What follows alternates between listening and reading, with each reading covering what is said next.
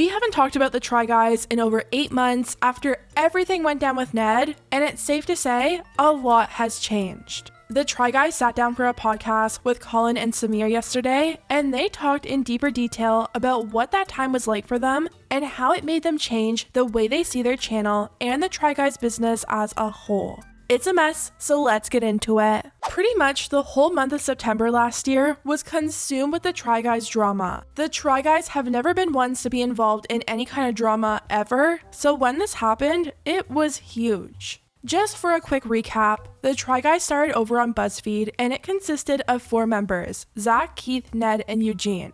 They found massive success on their own and they did a whole variety of videos, mainly of them trying out new things. They had just landed a new show with the Food Network, they were getting amazing views, and everything seemed to be going really well for them, even after all these years. The drama-free streak they managed to maintain came to an end when it was revealed that Ned had been having an affair with someone who works for the Try Guys. Fans spotted Ned and Alex making out at a club in New York City, and a few weeks later the Try Guys released a statement saying Ned would be leaving, and Ned even released his own statement claiming he entered into a consensual workplace relationship.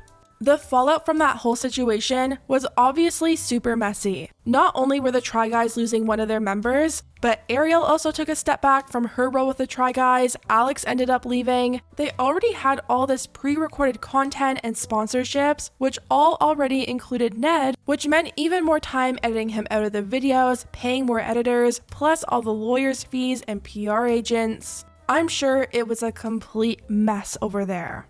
I will say, ever since this scandal happened, I've been keeping up with their content more than ever before, and I think their content's been better than ever. They've started to introduce their friends into their videos more, and everything just feels more relaxed and natural, and you can really tell that they're actually making the content they feel inspired to make. Rosanna Pansino recently commented on one of their videos and said, "Loving this new era of Try Guys." And tons of other people also agree, with fans writing, "I feel like Zach, Keith, and Eugene got closer to each other after everything that happened. I love this video. It's like their old vibe, but new feels. Can we all just take a moment to admire the new rebrand? Like, come on, it's so cool." They also just did this whole rebrand of their podcast channel and turned it into a blogging channel. Instead of just sitting in a podcast studio and talking, they're now going on these little outings like to Chuck E. Cheese or McDonald's or to get coffee. They're going to all these different places and doing the podcast remotely, and people are loving it.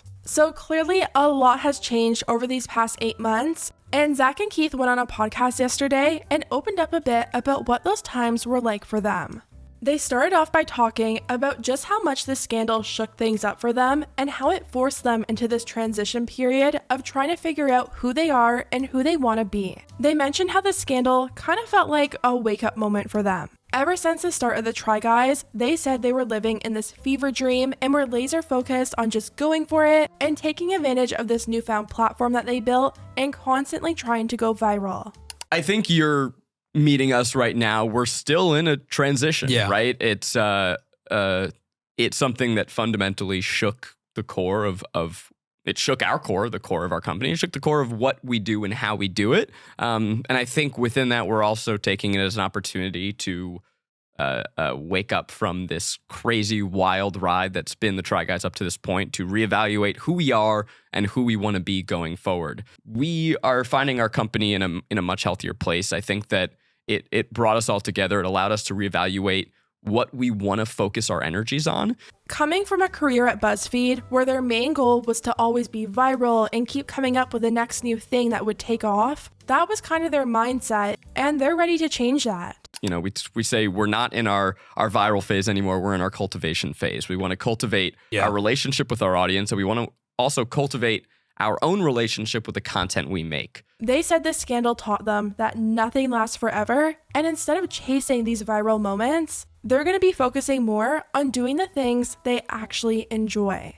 All this ephemeral. Nothing lasts forever. Mm-hmm. And we have a choice as creators. We can try and chase this dragon forever. We can try and be the master of a constantly changing viral landscape. And every time a new platform comes out, we can go, we're going to be the best at TikTok. So it's like, I look at that and I go, do I want to be rounding the corner into my 40s and my 50s, still trying to keep up with the trend of the week? Or do I want to just let myself do things that I enjoy as an artist and say it's okay to not be the most viral creator anymore? And that's kind of the phase that I find myself in now. They also talked about the impact the Ned situation had on them while it was happening. They said they knew things would work out in the end, but they were still afraid of their audience losing trust in them. They didn't want people thinking that they knew about what was going on with Ned and they were just like okay with it or something, because that couldn't be further from the truth. What I was most afraid of was that the audience would had like a breach of trust with us.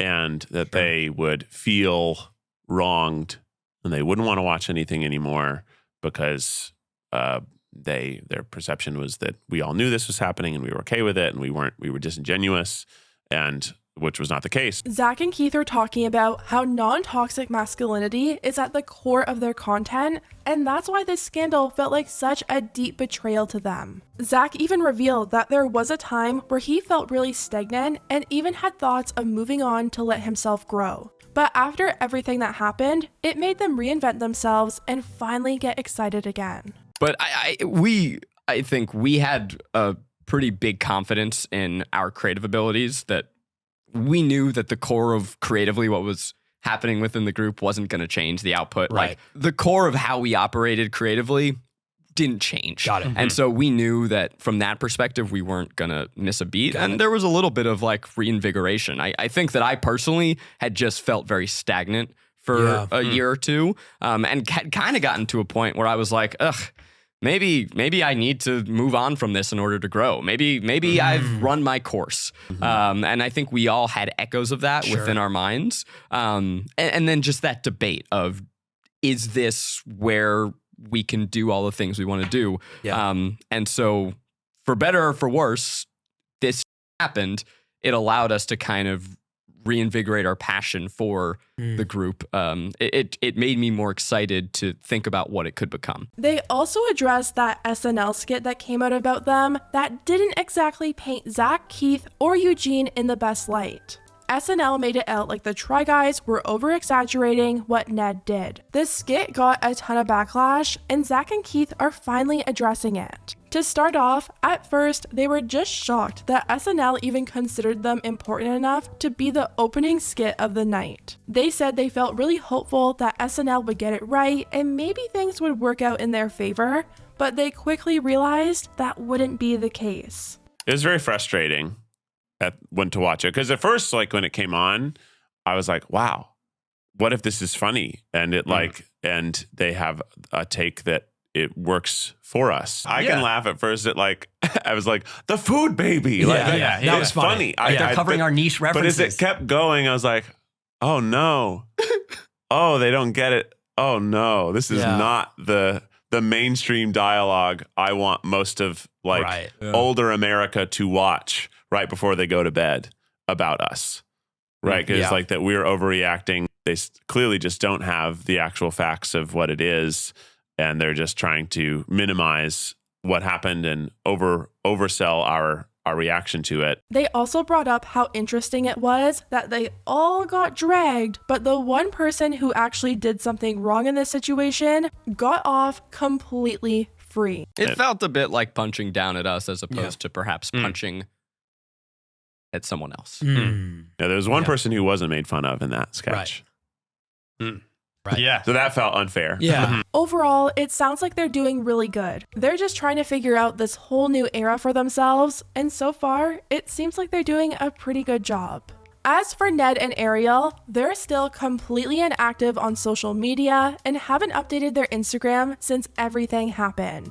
People still come over to Ariel's Instagram to leave her words of encouragement and are just wishing her well, with one person writing, "I see you cleaned up your account from the last 6 months, and your bio. I really hope that means you decide to start a new chapter of your life with only people that love and respect you. You are beautiful and deserve amazing things. I can't wait for your Phoenix era because we are all rooting for you." So it sounds like everyone is just trying to get back on track after everything that happened. I'm sure Ariel will return to the internet with time when she's ready, and luckily, she has a whole fan base of the Try Guy fans who are ready to welcome her whenever that time comes.